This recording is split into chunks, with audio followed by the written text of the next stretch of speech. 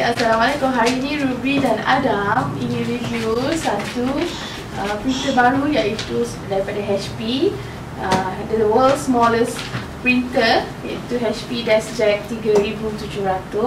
Yang versi Ruby dapat ni adalah 3777 3777 series lah. So ini adalah warna merah. Kita akan unboxing kotak printer ni, tengok apa yang ada di dalamnya. Lepas tu nanti kita cuba apa yang boleh kita print, sebab ini sangat-sangat kecil dan sesuai untuk ni, budak kecil ni, Adam. Dia nak print apa, dia suka apa. Dan bulan Januari ni birthday dia, jadi kita plan nak print banner happy birthday dengan Super Wings punya gambar. Super Wings ke? PJ Masks ke? Apa? Super Wings. PJ Masks lagi? Nak pakai mask. Jemen. Okay, jom sit down. Jom. Abang sit down. Okay, buka. Jom. Jom. Wow. Apa ni? Apa ni? Ada Wire. wire. Wire. Ini wire juga. Wire juga. Wire USB wire. Ada CD. Ada HP ink cartridge. Okay. Info. Angkat. Okay, sekejap. Keluarkan ni kotak ni. Okay. Adam tolong ibu ya. Oh, dia tak tangkap. Dia nak ambil.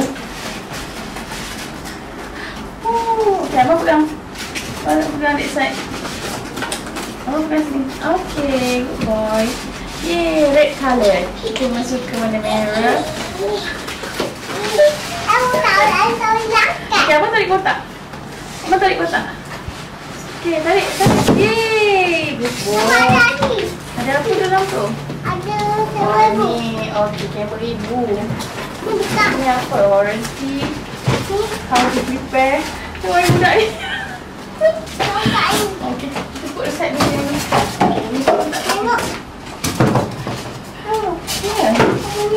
Sabar Adam. Kita kena letak macam ni. Letak sini ni. Nanti masukkan kertas. Apa tu nak ambil kertas ni? Kertas. Ni kertas. Nanti letak sini. Belum lagi. Not yet. Belum lagi. Belum lagi. Nanti ada letak kertas dekat sini. Ni. Okey, nanti dia akan print keluar ke sini. Sekejap. Ya. Anak. Ni, betul. Macam apa dia? Ni. Macam ni. Nanti print keluar ke depan. Ni apa? Jadi Ni untuk apa? untuk apa? Ni. Itu LED screen untuk display apa yang ada apa setting semua tu. Okey. Wait, Anda kena pasang wire baru berfungsi. Mana wire? Ayah tak ada. Wire tak ada. Ni mesti pasang wire dulu. Ni pasang wire. Okey, careful.